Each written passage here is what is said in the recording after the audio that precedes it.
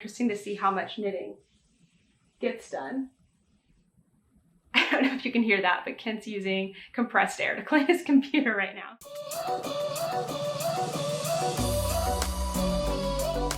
Hey everyone, it's Natalie, also known as Knitty Natty. Welcome to episode 150 of the Love in Stitches podcast. Today is Monday, September 12th, 2022, and it's another rainy day here. It was funny when I was making notes for this podcast. Last week's episode was also like, it's a lovely rainy day.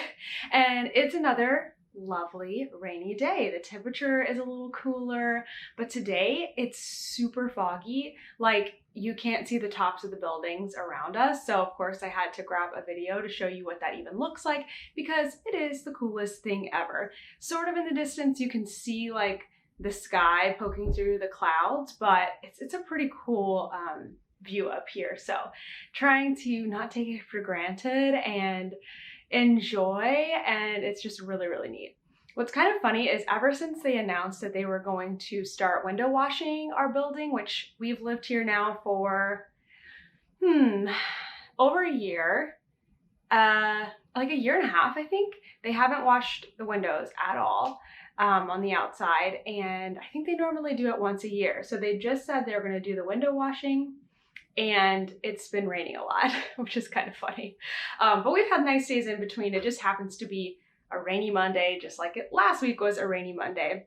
But oh well, I love it. I think it's the perfect day for cozying up and knitting, which will happen later today. I am wearing one of my newest additions to the Definition merch collection. I just got these in last week. This one is Cast-On-itis. All of these Definition shirts, t-shirts, sweatshirts, there's all kinds of options. There's a coffee mug, a tote bag. They're all going to be available through October 21st. This is it's either the men's or the unisex like t-shirt. I think it's Fruit of the Loom brand. I'm gonna do like another Instagram reel because I got some merch that I hadn't like purchased before. So I don't remember the color, but I'll have it all posted later. But yeah, this one is one of the new ones, one of the new words, and new to me. So I'm like, gotta wear it today. Oh my gosh, my chair is really squeaky. Let's see, what else is going on? I don't think there's much else to go over. So let's just get right into the projects. The first project that I want to talk about today is my Alpine Glow sweater. I have it in my float tote, which is a crochet pattern. This one is the 3 skein version. And I'm kind of alternating between needing all 3 cups in here and only needing 2. But I think my sweater is getting big enough now that like it's good to have this 3 cup size just to fit everything in. Okay, so Alpine Glow is a sweater pattern by Andrea Mowry, and I just restarted it last week, but I have made some decent progress and I can't wait to share it with you. Okay, so I'm not gonna go over all of the yarn, but I am using several different dyers and different colors and not all of the suggested yarn from the pattern. So let's just take a look. Oh my gosh. Right now it kind of looks like a big yoke and a tiny body, but I think that's just because I have the body on 24-inch circulars. I haven't gone up to a 32-inch circular yet in this pattern. I honestly like to use the smallest circumference of needle as possible. I hate having extra cord and having to push my stitches around. So I used a 24-inch even on the yoke here, even when it was a bit crowded, but the 24-inch is definitely good for the body right now. Okay, so since last week, I have knit quite a lot on the body. It's so dark. This main color is so dark that it's hard to see, but I mean, that's a lot of inches. So let's talk about what's gone down over the last week. So I have done, you know what, actually more knitting than that. I did the neck. I also spent a couple of days not working on it while I blocked the yoke and let it dry. I'll talk more about that in a second. And then basically I split for the sleeves and worked on the body, which has been so much fun. I thought I was gonna get bored, but there it seems to be just like the perfect number of like plain rows in between. Then you get those really fun color work rows, which is mosaic color work. I love doing this and I am enjoying it so much. Okay, so let's talk about blocking mid-project. So I have made a handful of yoked sweaters. I would say that this is still not something I'm super comfortable like fitting on myself. Every time I make a sweater, anytime I make a garment, I'm always learning about how fit in general works and then how I like fit for me best, because it's very personal. Not everyone likes things to fit the exact same way. We all have different body shapes. Even if we measure the same size in different areas, it doesn't mean that we all like things exactly the same. So I'm always learning a little bit about myself every single time that I make a sweater. So I wanted to really make sure I had a good yoke depth. So like from the neckline to basically like below the bust, mid bust to like a little bit below the bust is where I found is good for me to split for the sleeves on a circular yoke. Again, I haven't done a ton of these, so I'm kind of going off of things that Andrea had in her pattern and experience that I have from making a few other yoked sweaters. Not all of them have turned out great, but I did know that with color work and with like a big volume of knitting, wet blocking it, so like throwing it into a tub with soap and water and letting everything soak and the stitches relax and then letting it dry was going to be the best way to figure out if it's fitting me and I'm ready to do this part where you split for the sleeves. So in last week's episode, just in case you missed it, I did a tutorial on try it on tubing. And this is one of the ways that you can take your stitches off of the needles and do several things. You can try the sweater on, you can even wash it like I did. So I put all of my stitches onto this try it on tubing, which is completely like a rubbery material, totally safe to go into water. And I soaked the entire yoke and then I let it dry. It took like, I don't know, a little more than 24 hours to dry. And then I was able to try it on before I split for the sleeves. And when I tried it on, I could see that I was going to need a little more length than the pattern had specified. And so I got that because one, I was putting it on and I was trying to pinch the like front and back pieces under my arms to like mimic like dividing for the sleeves at that point, and it felt tight and I was like, I don't think this is quite right. Even though I'm hitting the measurement for my size in the pattern, this just doesn't feel quite right.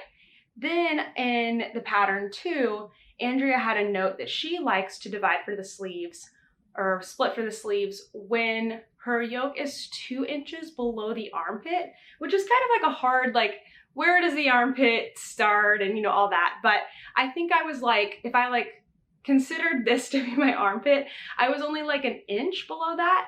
And so with my sort of fit test and with the guidance from the pattern, I decided I needed an extra inch before I actually did split for the sleeves. So I was really glad that I was able to block it and try it on properly. And then I did a split for the sleeves. And whenever I split for sleeves, I like to use these. They are the Clover stitch holders, which are, these are the short ones. There's short ones and there's long ones. So you could also use these to try on your sweater, but I wouldn't recommend doing any blocking with these because they do have the metal needle portion. But they are a lot easier to slip your stitches on and off than the try it on tubing. So the way that these work, and I will, I'll make sure to link these, or I'll try to remember to link these. I have them in my Amazon storefront, but basically they're like a tiny little like knitting needle, a bunch of cord, and then like a rubbery stopper. So you just take the tiny little needle as if it's a knitting needle, because I mean, pretty much it is. And you just slip however many stitches, slip, slip, slip, slip, slip, purlwise, slip, slip, slip, slip, slip for the sleeve. And once you have that many stitches, see there's a little hole right there. You just feed that through. And I like to pull the needle all the way through. And then I kind of pull on like the little bead that's here just to like tighten things up and make it smaller. It does get in my way like a little bit because it's like hanging here. But what's really nice about it is when after I split for the sleeves, I did like maybe 4 rounds, and then I went to try the sweater on again because I wanted to make sure, like, I'd rather know now if I knit the yoke too long and I need to take out like 6 rows versus when I finish the sweater and the yoke's too long and I need to redo everything because it just doesn't fit. So I tried it on again, and with these, you can then just like undo everything you did. So like take the needle out, slide your stitches all the way to the stopper so that you have plenty of like flexibility on this end where they can come off, and you can try on your sleeve. So again, these are the short versions. There is a longer one. I think these are 16 inches, maybe a little longer. Maybe they're 18 inches. And then there's like a longer one that may be better for maybe the body. I don't know if they're quite big enough for the body. I don't have those longer ones, but I know some people use them for that.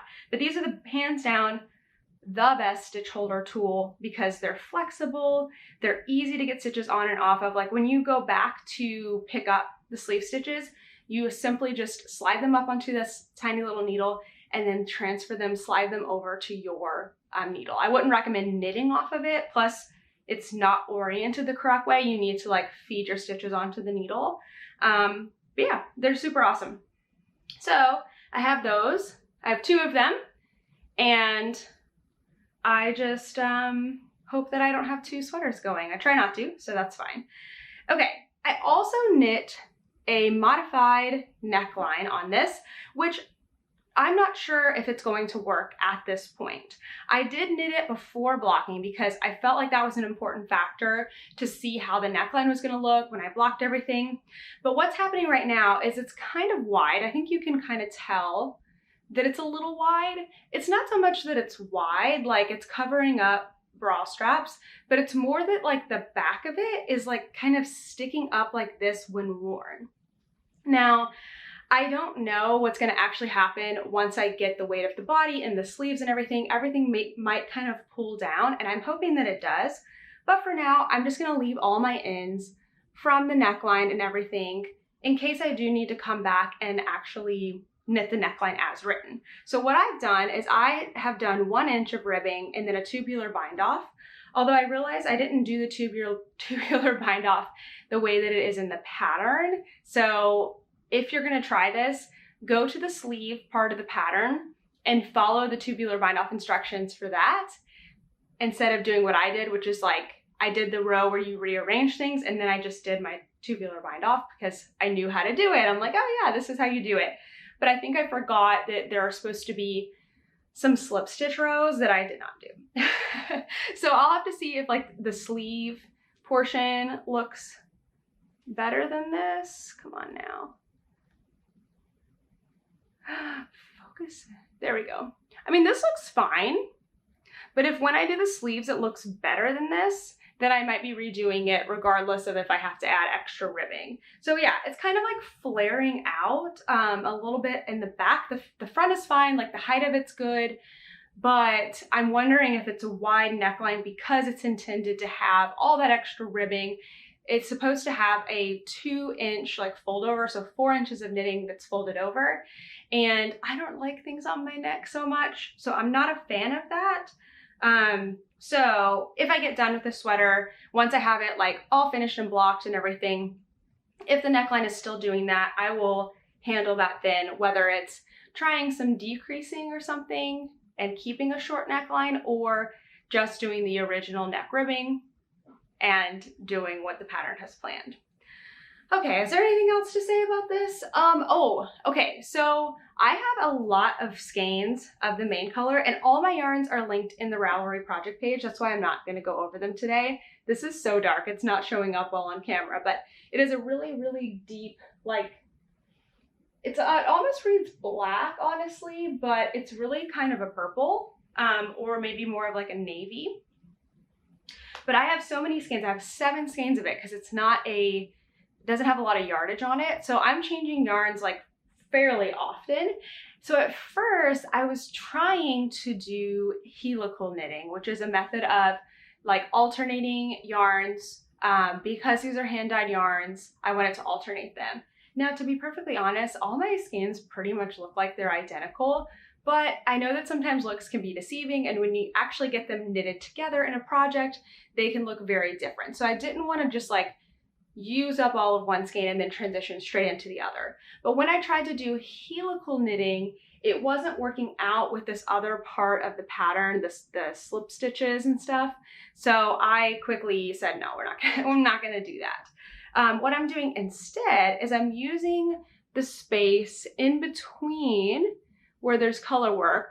There's some rows here that's just plain knitting, to alternate in just a regular manner where I'm changing the colors at the beginning of the round and alternate into my new color. So this just happened. I think it was like the one before this, like in this section here. I was running out of the main color I was using, so I started alternating. I did like one row of the color that was running out and one row of the new one, and I just alternated until I ran out. And then now I'm just working with these two again. And I'm carrying my spin cycle up the inside of the sweater because like there's just no way that I'm gonna be cutting all of that. So I'm carrying nice and loosely so that I have plenty of flexion. It works out just fine. There is one spot where I did cut things because there was a green in here that I really didn't care for. And so I cut out anything that read green. It was like green and like a really reddish pink, and I just didn't like how it looked together. So I cut that out. I didn't want that in the sweater. And even though you can't really see it, overall, I'm really, really liking how it's looking. I'm so glad this lighter color of the spin cycle was up here. I've got so many more fun colors coming up. I'm kind of hoping I can use this one all for the body. I think I'll be able to, and get more pink once I get down to the corrugated ribbing at the bottom of the sweater. Okay, I think that's enough talk about this sweater, but I am having so much fun with it. I'm trying to finish this as a Rhinebeck sweater, and so I'm kind of thinking I want to just focus on this for the time being and get it done. Like have it done early so that I'm not finishing it last minute, and just have it all ready. So my goal this week is to knit the entire body. I've made a lot of progress on it already. It's not a super long body because it's a yoke sweater. You kind of get like a lot of the body itself done in the yoke because it rests a little lower than like a raglan. So I think I'm like halfway through the plain part of the body before the ribbing. So I'm feeling really confident because today's a Monday and I want to finish this by default next Sunday. I'm feeling really confident that I can get that done, but come back next week and you will see if I was successful. Next up, I have my Muscle Burrow hat. I'm calling this my Dallas Stars Muscle Burrow hat. So Muscle Burrow is a pattern by Isolde Teague. It is a fantastic pattern. I actually have one of my other Muscle Burrows. I just finished one last week. This one I made last year, and I have it in the project bag because I'm using it to kind of compare and help me figure out what to do for this specific Muscle Burrow. So let's just talk about where we were last week. I had just finished the crown and I have done all of this knitting. I think it's about like 5.5 inches. I only know that because I'm getting really close to where I'm going to change to my other color and my other stitch pattern. So you may notice that this is a ribbed Muscle Burrow. So I had a just curiosity. What would it look like if I did half of the Muscle Burrow in rib, 1x1 rib, and the other half in stockinette as it's written? So I'm gonna try it out and let you know what I learn and how it goes. So I'm not only just changing the stitch pattern halfway through, I'm also gonna be changing over to this yarn, a variegated yarn. So I chose to keep the solid yarn in the rib and the variegated yarn in the stockinette. These two yarns are from Rain's Obsessive Stitchery, and they were a custom dye for me, so they are not available anywhere. One is called Victory Park and the other one is called The Hangar. And these are references to the Dallas Stars hockey team. So I am planning to make both me and Kent, both myself and Kent, I think that's right. I'm planning to make me and Kent and me, whatever, doesn't matter. I'm gonna make us both hats and I want them to be matching-ish. They're both gonna have like the solid green and the variegated color. I'm trying out the ribbed version on mine and then we'll see what Kent would like, if he just wants it plain or not. So the only thing is that I only have 70 grams of this color because I used it for some socks. I've got plenty of this, I have 100 grams. So I'm kind of having to make adjustments so that I have enough yarn for both me and Kent.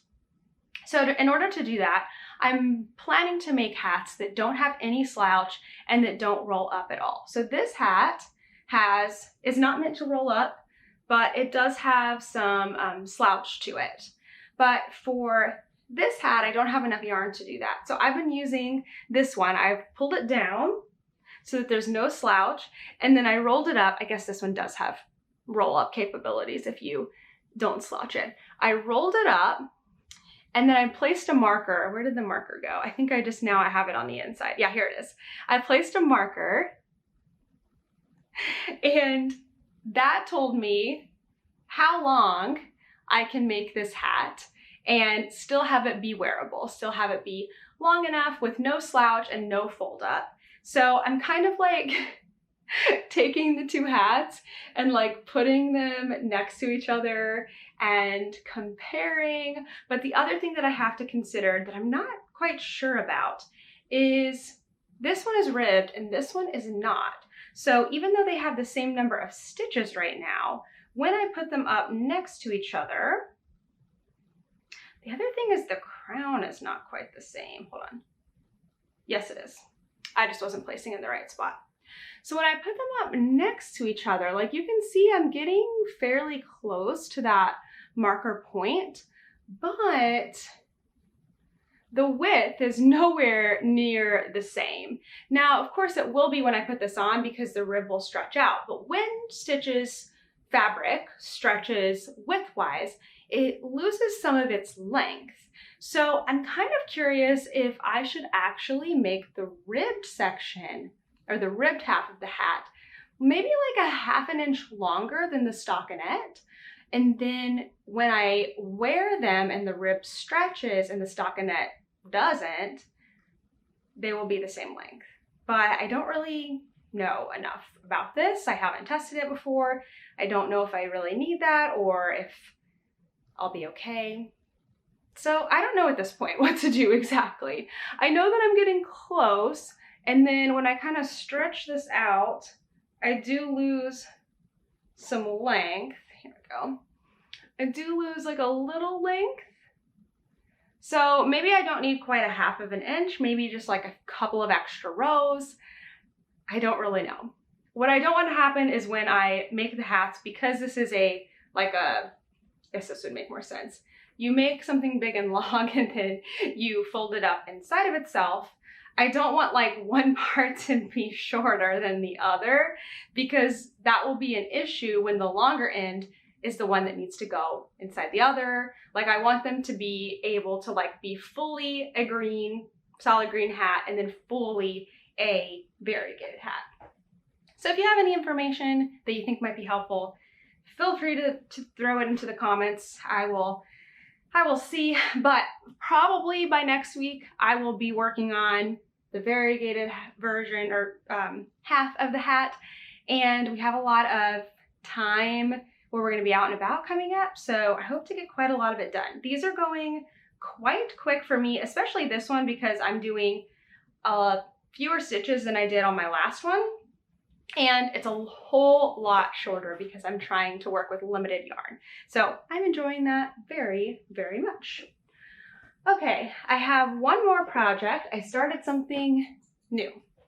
And I don't know, I feel like it's been interesting working on projects more, like fewer projects at a time. It's been very interesting. I wasn't quite sure, and I mean, I'm still not quite sure how it's going to like affect the podcast in that, do I have less to talk about or more to talk about, or the same amount of stuff to talk about, just on fewer things? I don't know. But I'm really enjoying keeping my focus on one main project with like something else on the side. So Alpine Glow with my muscle burrow on the side when I need something simple or out and about. That's been really nice. But I did want to start another project because I want to get it done by a certain time, and I'm working on it with a friend, and I was just excited to start it, and my Alpine Glow was drying and I didn't have like a big project to work on. So therefore, I have started another sweater. This is Nurtured by Andrea Mowry. So also by Andrea Mowry, and I'll talk about this yarn once we get it so you can really see. It's a really fun yarn. So let's talk about the yarn. This is Loop, Yin Yang Loop, and the color is called Makeup. Really small right there. And I got it at Maryland Sheep and Wool earlier this year. I think it was in May of 2022. Then Amy, my friend, we were at the festival together, and she got the color that's kind of this color's opposite, where it's more pink and less of this like tan color, and it's also really fun. And the reason that we got it is because we saw the Nurtured sweater by Andrea Mowry as a sample, and it looks so good in this stitch pattern, and the yarn is really cool, and it looks like so much fun. So that's what I am doing. I've got this one in a 2-skein float tote because I've got 2 skeins of yarn going at once. And this is a really interesting pattern. There's going to be some new things in here for me that I'm really excited about. The first is that you start with the sleeves, and I've chosen to do my sleeves at the same time. So 2 at a time on 2 circular needles. So that's why you see 4 needles, because I've got 2 sets of circular needles here rather than doing 2 at a time on magic loop. My needle situation, the cords are not good enough to do magic loop, at least for me. I find them really annoying, but for 2 at a time, or for like 2 circular needles, they work great. But this is a first for me because I have never, I think, cast on 2 at a time. Like, I've done 2 at a time soft knitting before, and I don't, to be honest, I don't care for it. I don't really like having 2 yarns attached to a project, especially when it's a project I want to bring out and about with me. Having 1 sock going at a time is much better. But for something like a sweater, I'm more likely to be sitting down at home or sitting down in another situation where it is okay for me to have 2 going at once. And because I'm starting with the sleeves, I thought, you know, it would be really nice to just knock them out both at the same time. So I decided to give it a try. So I learned how to cast on to 2 at a time. When I've done 2 at a time socks in the past, I'm pretty sure I started the socks on separate needles and then transferred them over to 2 circulars. And this time I started it out straight from the cast on. I just looked up a tutorial on YouTube. I honestly don't even remember which one I used. It wasn't like the greatest tutorial or anything, so find yourself one. I'm sure it will be helpful. But yeah, now I've got these 2 sleeves going. They're completely separate. One goes to one needle, one to the other. I had to learn a couple things just about like where to keep the yarn, like so that it doesn't get all tangled up, but I think I'm doing pretty good on it. I didn't work on them very much. I kind of wanted to get them just started and through the cuff. And then I switched my focus back over to Alpine Glow, which will probably be where my focus remains for the next couple of weeks. But at least this has started and I can start working on it. The other thing I wanted to mention is I don't have a ton of needle tips in like the same sizes. So what I've done instead is I have used the needle size that I need is the tip that I'm always knitting with. And the feeder needle, so the needle that holds the stitches, is always the same. So it is a size smaller. And this will make a whole lot more sense in a tutorial. I actually do have a tutorial for how to do 2 circular needles to knit in the round. So I will refer you to that because it makes so much more sense. But basically, if you feel like, oh, I can't do 2 circular needles because I don't have like 2 needle tip sets of the same size, you don't need it. You just need 1 needle tip set of the size that you need and then one of the size smaller, and you'll be able to do it because your feeder needle is always the same. So mine just happen to be different colors. The light one is always the one that comes through the stitches, and the one that's the actual needle size, I think this is a 7, is the one I'm always knitting with. And your stitches are going to be the size of the one that you're knitting with, not the size of the needle that you're feeding off of. Again, makes so much more sense with the tutorial. So that started. I'm not really sure how much I will work on this. Maybe if I get to my weekly goal of the Alpine Glow early, I'll take some time to work on this. If I just feel like working on this, I will. But for the most part, I found that I do a lot better when I stay focused on one project. I get a lot more done rather than alternating in between 2 different projects. I want to take a moment to come back to a project that I finished a couple weeks ago and share with you new information that I have. So if you remember this from a couple of episodes back, I only showed it in one episode because it took me a week to knit. This is the Honey Cowl by Antonia Shankland. And this is a pattern that I love so much. I have made 2 of them now, but I really like my version that's a double loop more than the single loop version. I think I'd like the single loop version more if I had knit it to the correct dimensions though, so take that with a grain of salt. But let's talk about the yarn. That's really what I want to talk about. This is an alpaca yarn by Willow Creek Fiber Mill. It's a DK weight yarn, and even with it just sitting on my lap, right now I have on shorts so my legs are bare, it is driving me nuts. It is super itchy. I cannot really imagine, like, oh, plus I've made it a little too big. Like, this is kind of impractical. It's supposed to be a little smaller, whatever. I just can't really imagine wearing this against my neck. Honestly, it's like not so bad. Yeah, yes it is. Now that I've pulled my hair out, like, I just can't stand it. And I said when I finished it, like, I'm not sure if I'll wear it. I'll have to see, but like, obviously it's not cold enough yet to really try it out. But with me, I'm gonna take the blame of this, making the mistake of making it too big so it's not really a practical wear. And with just the way that it feels, I just can't hang on to it. There's no purpose of me holding on to it because I'm not going to use it. So do I think everyone will think it's super uncomfortable? Is it like universally unbearable? No, I think there are people that would actually like this that aren't quite as sensitive as me. But this is what I wanted to share. So someone reached out to me via email, and you know who you are. Thank you so much for reaching out and sharing information with me. They are an alpaca farmer. This is alpaca yarn. This is not their yarn, but they're an alpaca farmer, and they reached out and let me know a little bit more about how alpaca yarn is milled and what may be going on with this yarn in particular. So I found it so useful and I wanted to share it with you. So I'm gonna try to explain this. I'm not an expert. I should have probably pulled up the email, but I'm gonna try to explain this as briefly as I can with what I remember. So basically, alpaca farmers, you know, they raise their alpaca, and the alpaca get sheared or whatever happens to remove their fur, and then they send it off for it to get milled.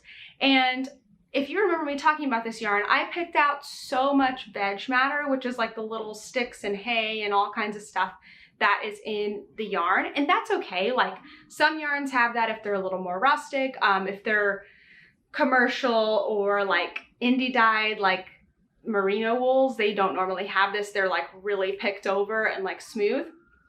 So I didn't really mind it like too much, except that there was a lot in this one. So that was fine. I could pick those out. Those are not in here. That's not what's bothering me.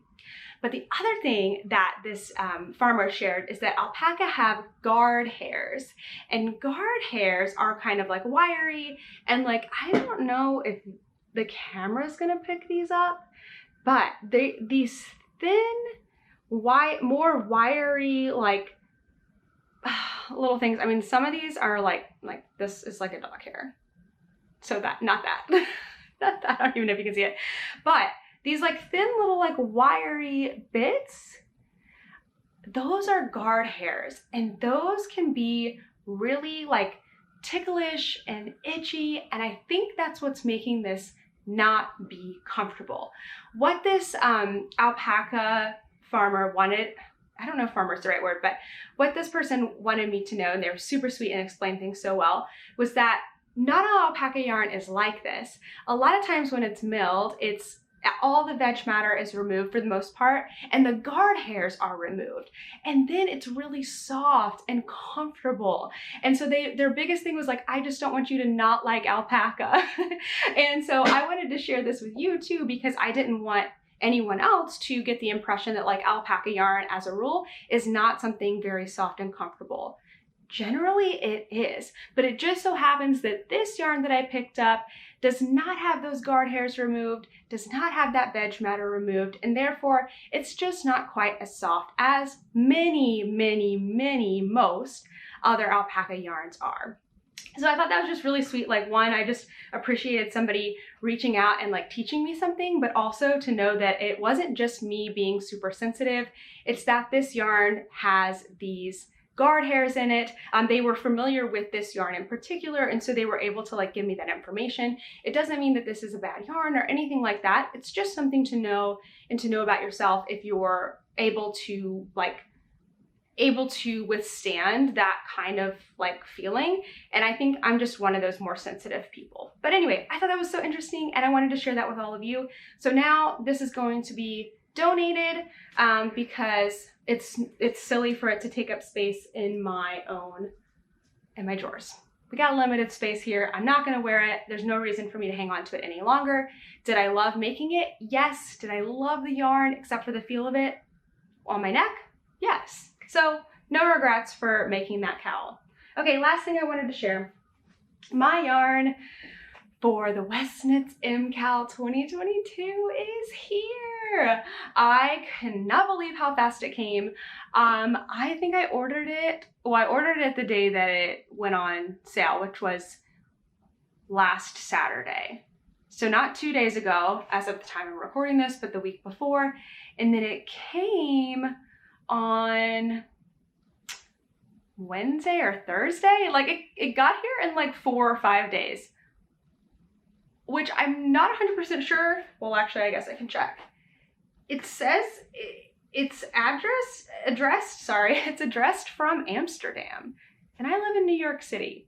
So I feel like that's extremely impressive. Like, not just for, I know the volume of stuff that was ordered from Stephen and Penelope, just to have it processed and out that quickly, but also just to get here from across an ocean. I feel like that's pretty amazing.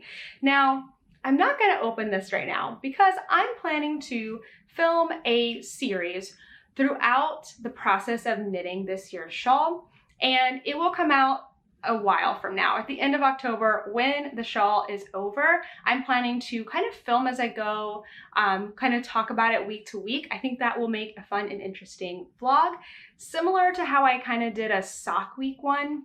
I want to do this for the shawl. So for right now, I'm not going to show it to you. I did share which one I bought, and the box is like a little bit ripped, so you can kind of see in there a little flash of pink. But yeah, I want to open that up for the vlog and get my like full reaction, my real reaction. So I've literally had this closed since I received it 4 or 5 days ago. But I wanted to share that it is here, and hopefully I can encourage some more of you to participate this year in the Twists and Turns cowl. It's not mine, it's Stephen West, but I think it's so much fun and I enjoy it every single year. So if you haven't looked into it already, make sure to check it out. And I think you can find all the information at Stephen and Penelope, but it is the Twists and Turns cowl, and it will start October like 6th or something like that, which is why I need to get my sweaters done before it starts, because it is a lot of knitting. There are 2 big events coming up that I am traveling for, and I am so excited for it. One is coming up so soon. It's not this weekend, but it's the following weekend, and that is Dfw Fiberfest, which is in Irving, Texas, which is between Dallas and Fort Worth, just as a general like marker of where it is. This event has not happened since 2019, I believe. So really excited for it to come back. It is September 22nd through September 25th. So I am planning to be there on Friday, September 23rd. I have a class in the morning, and then I'm planning to be in the marketplace. I'm going to be most likely filming a vlog. And hopefully I will have Kent with me helping me out. But please, if you are there, come up and say hi. If you want to wave on camera, maybe you'll be in the vlog.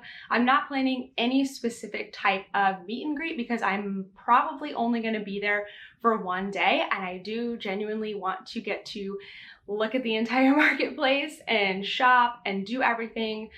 So I'm just not, and I don't really know where I would plan anything anyway. So I'm not planning a meet and greet or anything, but please don't let that stop you from coming up and saying hi. If you want to take a picture, if you want to like wave to the camera, I'll probably be vlogging that whole weekend. So if you're not there, you'll get to kind of see it through the eyes of the camera as well. And then I'm going to be at the Friday night event, which is like a dinner and speaker, Gregory Stitch. So I'm very excited. I won't be filming that because that's a ticketed event, but I may kind of get like the essence of what's going on there. So I'm super excited. Then just a few weeks later is the big event, Rhinebeck, and I feel so lucky to be going back for a second year. I mean, I can't really miss it because it's only a few hours away from where I live, but I'm doing things a little differently this year. Last year was my very first time, and I went up every day by train. I didn't stay overnight in the area, and it was also like the returning Rhinebeck post-COVID. I mean, not really post, but like post not having a Rhinebeck. It was the first one back. So I anticipate that this year's will be a little more attended, a little more lively, and I'm really excited because it was super fun last year too.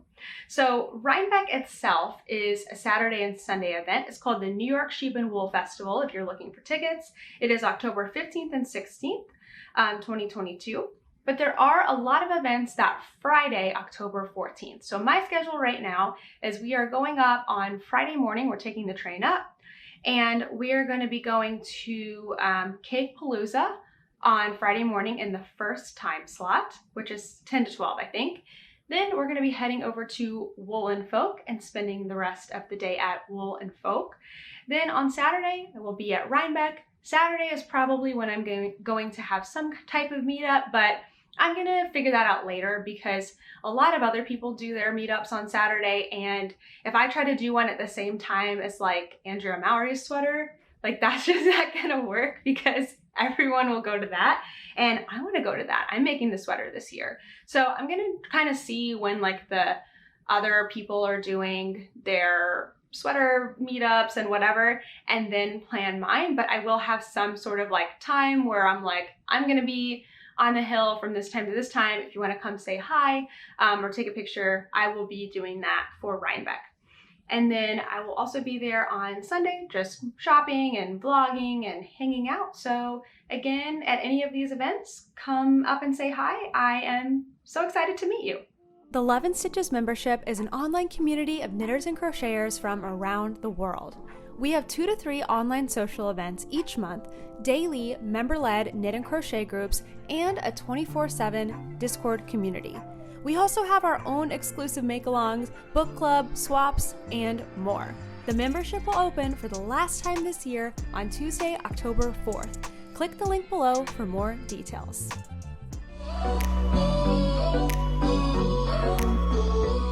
Just had a nice little pause and chatted with my mom. She usually calls me on her way to work, and got another round done on this sweater. Whoa, there we go.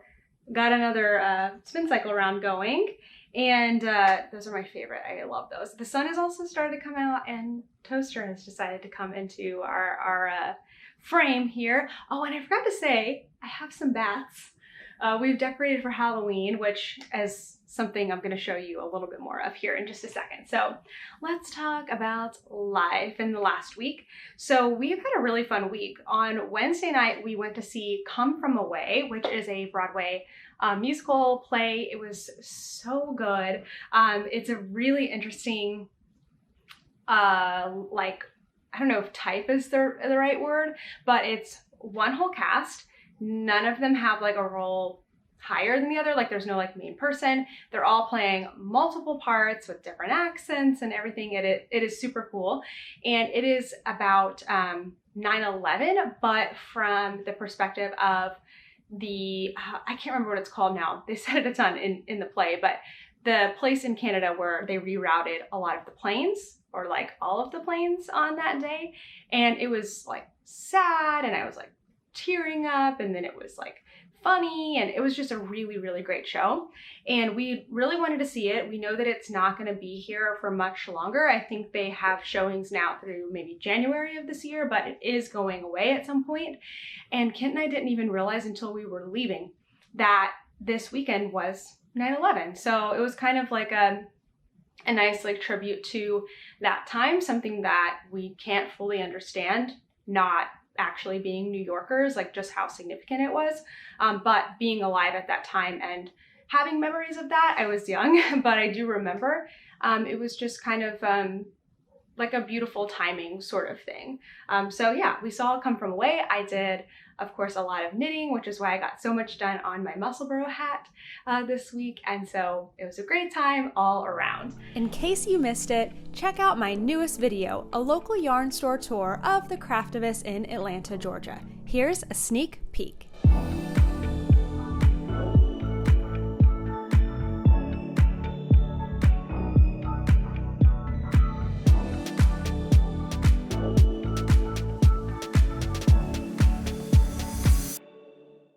Then on Friday, we went to the movies. I also did a bunch of knitting on my hat. I got a little before and after picture for you to kind of show you. I like to do these because I like to see how much I can knit during a movie when I don't have distractions like my phone or getting up and like rinsing dishes like I do when I'm at home. It's just interesting to see how much knitting gets done. I don't know if you can hear that, but Kent's using compressed air to clean his computer right now. Anyway, we saw 3,000 Years of Longing, which has Idris Elba and Tilda Swinton in it, and I didn't like it at all. At first I was like kind of interested, but pretty quickly I got really bored, and I would say that I'm someone who usually is tolerant of many different types of movies. Like I may think, oh, you know, this is a one-time see for me, like I'm not super into this, but I really just didn't care for it. I thought it was slow and not super interesting, and I didn't like the storyline, to be perfectly honest. And I have heard the same thing from others, that they just didn't really care for it. Kent and our friend that we were with said they really liked it up until like 3/4 of the way through when the plot kind of changed, and then they didn't like it anymore. So take that for what you will. If you like Tilda Swinton and Idris Elba, you may enjoy it, but I just didn't like it. I was so glad that I had knitting. Saturday, we had the best lazy day. It was so great. I love having days like this, especially because we're going to be traveling a lot for the 2 upcoming weekends. So I basically set myself up on the couch with my computer and my little like lap desk, and I knitted. I watched a ton of YouTube. I really got my knitting projects like organized in my notebook here, which I'm going to be sharing coming up. I'm going to share my like fall knitting plans and Rhinebeck knitting plans all in one video. But I really got like organized. I did organized my stash again, like not physically, just like on paper. I still need to, it's a little messy right now. So that felt really good to kind of have the time to just figure out what I want to be working on and make plans and goals and everything for my all-time favorite hobby. So that was really great. And then we also decorated for Halloween on Saturday. Yes, we know it's only September, but we used to have a lot of Halloween decorations, and I guess you could say we kind of have a lot still for our space. We decided to keep all of the like smaller items. So all of our Halloween decorations except for our Mickey Mouse like Halloween or our countdown things, because they have their own special boxes. Everything else fits into a large orange tub, and that's what we said we could bring with us to New York. It stays in our storage unit when we are not using it, and so we decorated. But anyway, we used to have a lot more, and we still have some of those in a storage unit in Texas, but we felt like it was worth decorating early because it took a while to decorate, and then we got to enjoy it for longer. So we like to decorate for Halloween in September. It's actually definitely Kent's like favorite holiday, I think. I think he likes it more than Christmas. I'm probably more of a Christmas person, but we love Halloween. We love the Halloween movies. So yeah, it's really fun to have decorations. We added a few things this year that are one-time use, disposable, like these bats. There's more in the living room, and then we also got some window clings. We got them all from the Target dollar section, which is really fun because we spent $4 total and had a lot of fun like putting up the bats and the window clings and making witch hats. And we can just, when we're done, like toss those, and it's not like a ton of waste and a ton of money, which is great. All right, show us what it does. Alexa, start spooky season. Ooh.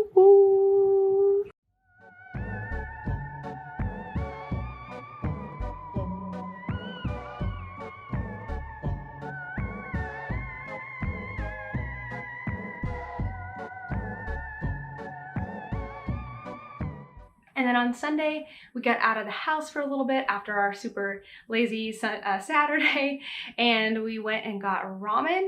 One of the ramen places that we really like near us had a special for their 5-year anniversary. They had $5 ramen. The ramen's normally like $17, but they only had it at their other location. So we went to their other location, which is a couple miles away from us, and we had ramen. It was fantastic. And then we walked home.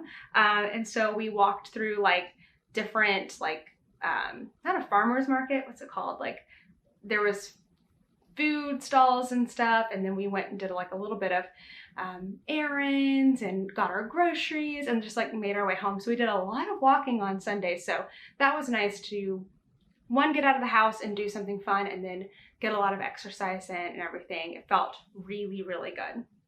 I did finally finish a book. I feel like I was reading like super fast for a while, and then it took me a while to read this one. I finished The Other Miss Bridgerton, which is Bridgerton prequel, and it's from the Rokesby series, and it's the 3rd book in that one. This has probably been my least favorite, I would say, overall of the series. It was still really good. It just wasn't like quite as good as the other ones. So I would say probably my least favorite overall. It wouldn't be a reread for me or anything, but it was good. And I have one more left in that Rokesby series, but I'm gonna save it because I have all these other books to read right now with like book clubs and other commitments and things. So I started a new book, The Inheritance Games by Jennifer Lynn Barnes. I just started it last night and I really like it already. So I was reading it again this morning. And then I'm continuing to read Children of Blood and Bone by Tomi Adyemi. Tomi Adyemi, yes. And that one I'm reading as part of a book club, so I'm reading it nice and slow. We have been watching all of the same things: House of Dragon, Bachelorette ends tonight, Claim to Fame ended last week, all of those things. But all weekend, and prior to that too, but like I did a marathon this weekend. I have been watching a YouTube channel called Kara and Nate, Kara with a K, and they are a couple that traveled the world. They went to 100 countries, and then during COVID, they came back to the US, and they drove around in a van. And so I have been watching their van series. Like, I'm obsessed with them. I think they're so fun. What's really cool is that they're almost the same age as me. We actually went to the same college. I learned in a recent one, or maybe from their Instagram, I don't know. Anyway, they're from Tennessee, they're from Nashville. We have so much in common, and they don't know me, but I feel like I know them, and I really enjoy watching them. So that has been my binge watching this whole entire week and weekend. Is just Kara and Nate, and Kent likes them too, but not as much as me. So he's like, are we really watching another Kara and Nate? So I've just been watching it on my own on my laptop. So he doesn't have to watch it. The sun is coming in so bright now, but we're gonna wrap up here with a weekly win. This one is a small one this week, but I feel like it's worthy of bringing up. And not every week is a week where I'm like, I've changed my life and done amazing things. Sometimes it's just the little things that are worth noting. And I like to look back at my week and find a weekly win, and I encourage you to do that too. So my weekly win this week is that I finally found a pair of jeans that are, I think, in style. This might already be going out of style, but I have two pairs of jeans right now, or until I got these new jeans, and they're both skinny jeans. And I know like skinny jeans are like, were great, and then like now they're just like not as in style anymore. And I've been wanting to buy a new pair of jeans, but I had a really hard time finding like higher waisted jeans. I don't need them super high waisted because I'm not gonna wear like, well, I don't know, maybe I will wear crop tops if it's high-waisted enough. But anyway, I was having a hard time finding high-waisted jeans that felt comfortable. I'm really sensitive to stuff being around my stomach, just like my neck. I'm sensitive. I need comfortable clothing. And I found some at our local Salvation Army. And so I'm really excited because they're actually comfortable and they're like a good jean material, like they're thick, they're not like that flimsy, stretched out stuff. And I think they're pretty cute. So I'm considering that a win this week that I finally found a pair of jeans that I really like.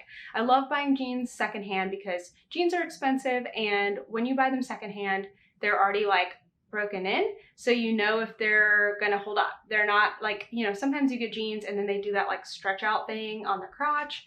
I've had that with expensive jeans that I've bought. I'm like, really? These were $100. Why are they doing this? Not okay. So I like that I got them for like $8 and that they actually fit me. I'm very excited about that. So that is my weekly win. All right, thank you so much for watching, and don't forget to check out the Craftivist yarn store tour that we just posted a couple of days ago. Stay tuned coming up because I'm going to be talking about fall knitting and Rhinebeck sweater planning and basically just getting my life together so that I'm ready for the West Knits MCAL come October. And I think that's it for this one. Thank you so much for watching, and I'll see you in the next one. Bye! The Definition collection is back with 6 brand new designs. You can shop this collection on my spread shop, which will be linked down below, from now through October 21st. But if you want to grab a shirt or sweatshirt by Rhinebeck, make sure to order by September 16th to allow plenty of time for shipping. Happy shopping!